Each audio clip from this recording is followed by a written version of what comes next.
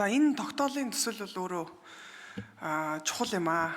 Өнөөдөр одоо бас бид нэр асуудал бол нөгөө хуйлгуудээ биш, ерөөсөө хариуцлагагүйдээ, эренбэл чаддгүй, хяналтгүйдээ л ер нь одоо яг аргаан барж одоо энэ тогтоолын одоо Пунсалмаа гишүүн, бусад гишүүдийн хамт санаачилж орж ирсэн болов уу гэж харж байгаа.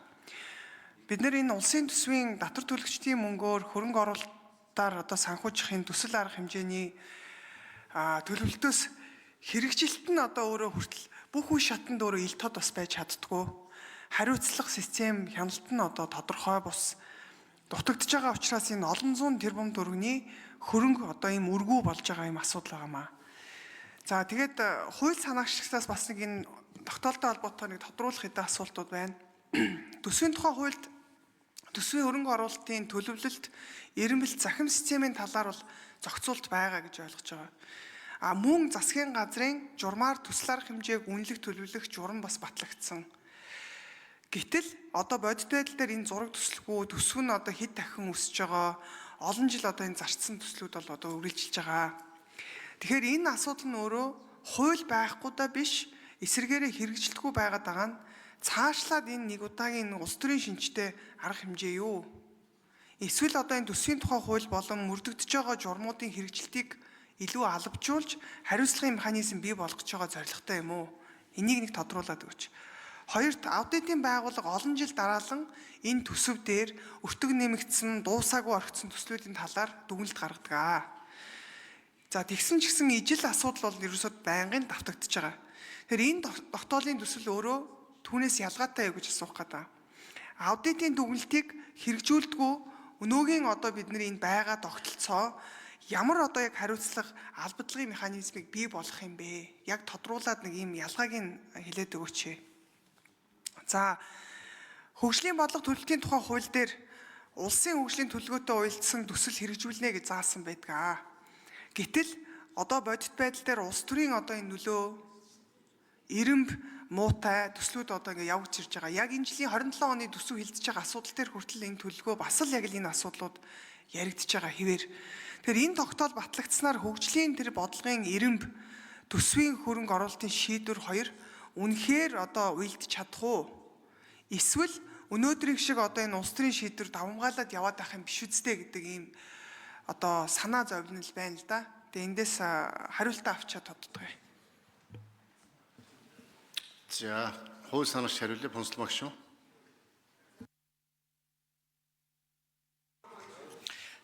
За Мантхаа гишүүний асуултанд хариулъя.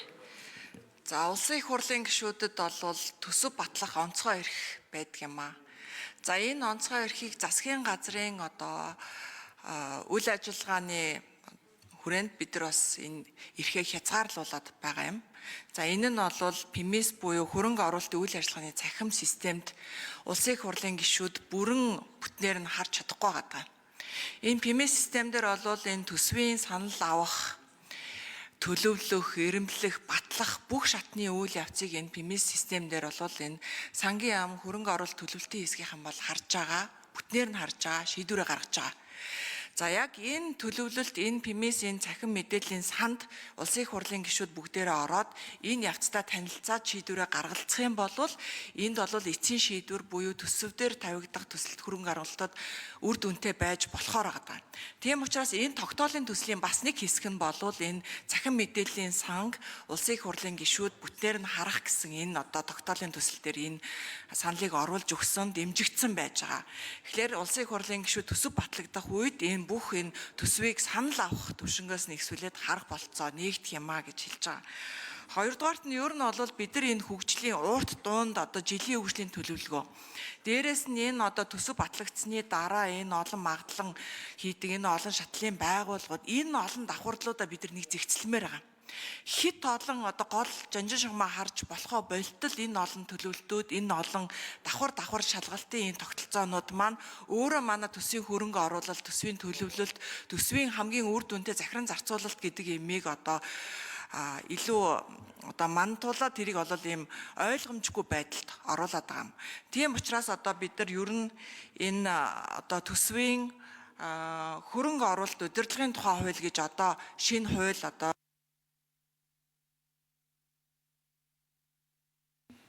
За Мантах гишүүн тодруулъя. За тэгэхээр нэгдсэн захим системийг бий болгохоор давуу тал үүсэх юм байна гэж хэлж байгаа. Тэгэхээр би энэтэй холбоотойгоор бас тодруулах юм гарлаа л да. Энэ нэгдсэн захим системийг орон нутгийн төсвийн байгууллагуудтай холбоод төслийн одоо энэ мэдээллийг илүү цаг хугацаанаас одоо үл хамаарсан real time-аар ил болгох ажлыг тэгвэл хизээ эхлүүлэх вэ? Яг ямар бүтэц эрх зүйн зохицуулалтаар хэрэгжүүлэх гэсэн төлөвлөгөө байгаа вэ гэдгийг асууя. Хоёрдугаарт иргэн аж ахуй нэгжид бол ямар нэгэн одоо үүрэг үүнтэй холбоотойгоор үүсэхгүй гэж бол дүгнсэн байгаа дээлээ. Тайлан дээр нэгдсэн мэдээллийн системийг бүрдүүлэхэд шаардлагатай тэр мэдээлэл цуглуулалт.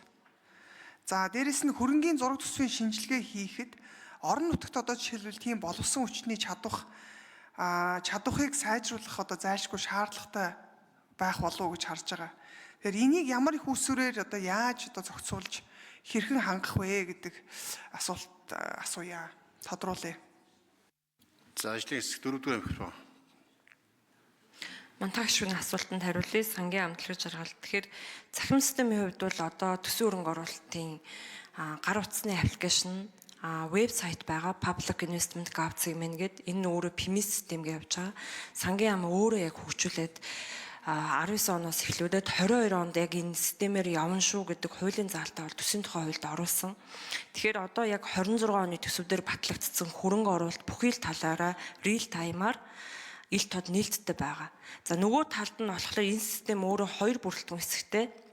Олон нийтэд зориулсан хэсэг, нөгөөх нь бол энэ хөрөнгө оруулалтын үндсэн үйл ажиллагааг явуулах юм бүрэлдэхүүнтэй. Тэр утгаараа бид нар сумдаас ахуулаад төлөвлөлтийн асуудал бол жил бүрийн 3 сарын 1-нд бүх одоо сумдууд төлөвлөлтөө хийгээд аймагуд хийгээд одоо яг энэ цаг үед бол аймагуд маань төлөвлөлтөө цахим систем тэр хийж байгаа. За тэгэхээр энэнийг цаашаа илүү одоо нөгөө нээлттэй болоход бол бид нар их усрүүдэд нэмэх асуудал байгаа. Үүн дээр нэмээд орон нутгийн төсөв, төрийн өмчт компани. За гүйцэг хариулчих уу. Зээл тусламжийн асуудлууд гээд за энэ систем бол яг энэ төсвийн хөрөнгө оруулалтын удирдлагын систем бол Азийн уушин банкны дэмжлэгтэй хэрэгжиж байгаа. Ямар нэгэн компани бол хийдэггүй, хувь яг Монгол юм инженерүүд хөгжүүлээд сангийн амд иргэдээ яг энэ системийг хөгжүүлээ явж байгаа.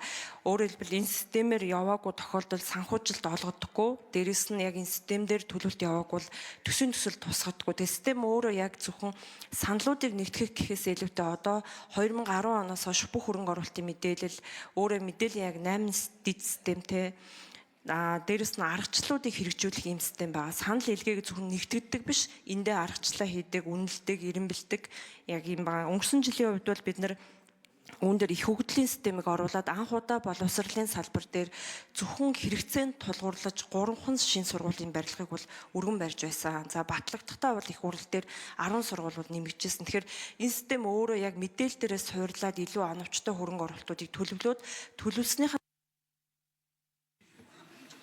За цэвэг доржийн тоо гишүүн асуултаа асууя.